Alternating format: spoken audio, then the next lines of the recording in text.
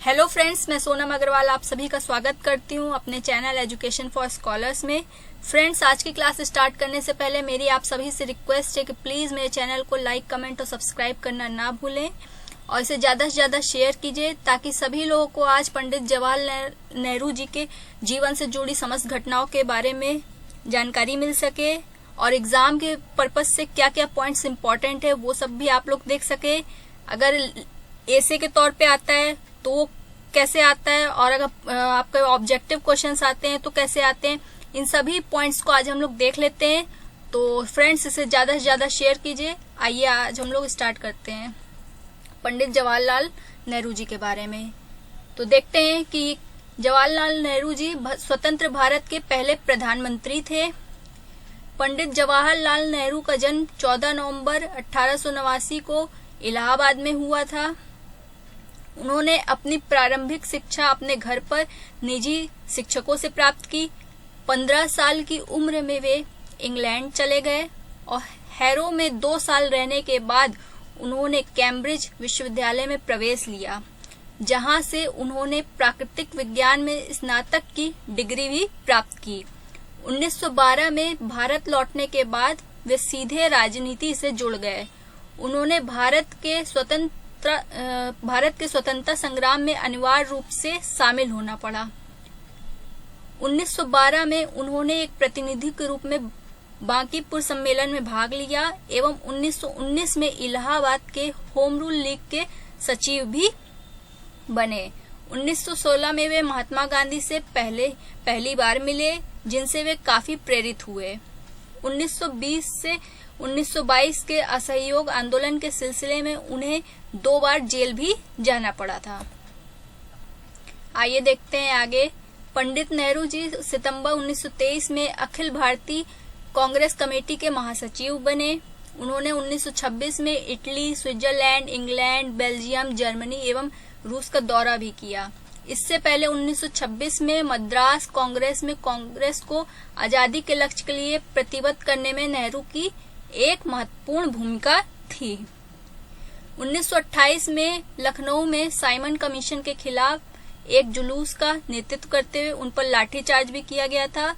29 अगस्त 1928 को उन्होंने सर्वदलीय सम्मेलन में भाग लिया और वे उन लोगों में से एक थे जिन्होंने भारतीय संवैधानिक सुधार की नेहरू रिपोर्ट पर अपने हस्ताक्षर किए थे।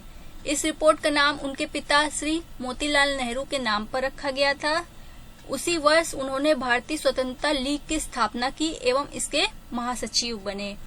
इस लीग का मूल उद्देश्य भारत को ब्रिटिश साम्राज्य से पूर्ण अलग करना था। तो फ्रेंड्स, आपने जाना कि इनके पिताजी कौन थे। श्री मोतीलाल नेहरू जी थे। ये भारतीय स्वतंत्रता लीग की इन्होंने स्थापना की और उसके महासचिव बने।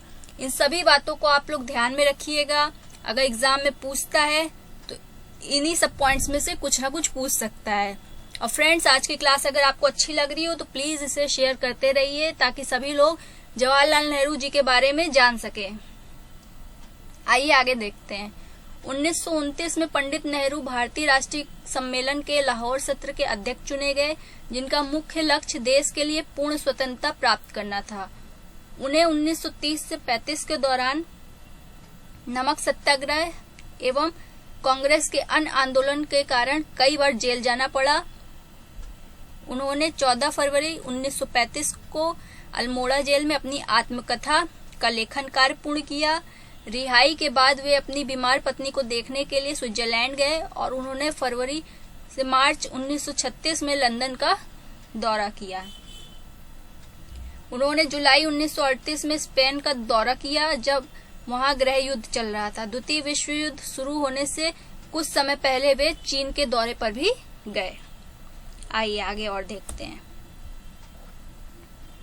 पंडित नेहरू ने भारत को युद्ध में भाग लेने के लिए मजबूर करने का विरोध करते हुए व्यक्तिगत सत्याग्रह किया, जिसके कारण 31 अक्टूबर 1940 को उन्हें गिरफ्तार कर लिया गया।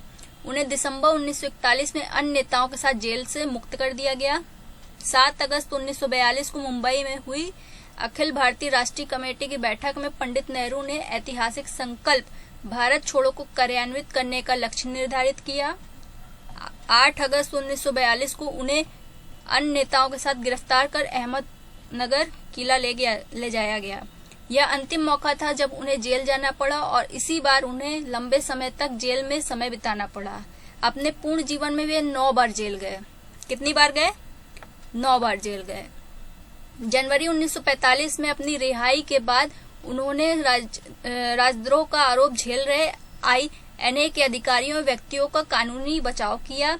मार्च 1946 में पंडित नेहरू ने दक्षिण पूर्व एशिया का दौरा किया। 6 जुलाई 1946 को वे चौथी बार कांग्रेस के अध्यक्ष चुने गए। कौन सी बार? चौथी बार। एवं फिर 1951 से 1954 तक 3 और बार वे पद के लिए चुने गए। सन 1947 में भारत को आजादी मिलने पर जब भावी प्रधानमंत्री के लिए कांग्रेस में मतदान हुआ तो सरदार पटेल को सर्वाधिक मत मिले। उसके बाद सर्वाधिक मत आचार्य कृपलानी को मिले, किंतु गांधी जी के कहने पर सरदार पटेल और आचार्य कृपलानी ने अपना नाम वापस ले लिया और जवाहरलाल नेहरू जी को प्रधानमंत्री बनाया गया। और जवाहरलाल नेहरू जी की मृत्यु 27 मई 1964 को नई दिल्ली में हुई थी। लगभग इनका 74 वर्ष की उम्र में इनका निधन हो गया था। और बच्चे जो है इनको चाचा नेहरू कह के बुलाते थे और ये बच्चों को बहुत प्रिय थे इनके लिए बच्चे, और बच्चे भी इनको बहुत चाहते थे। तो आई होप फ्रेंड्स आज की क्लास आप सभी को पसंद आई होगी। आपने चाचा नेहरू जी के बारे में सब काफी कुछ जान लिया होगा। और प्लीज अगर आपको पसंद आया हो तो मेरे चैनल को ज्यादा से ज्यादा शेयर कीजिए, इस क्लास को ज्यादा से ज्यादा शेयर कीजिए ताकि सभी को इनके बारे में पता चल सके। Thank you friends.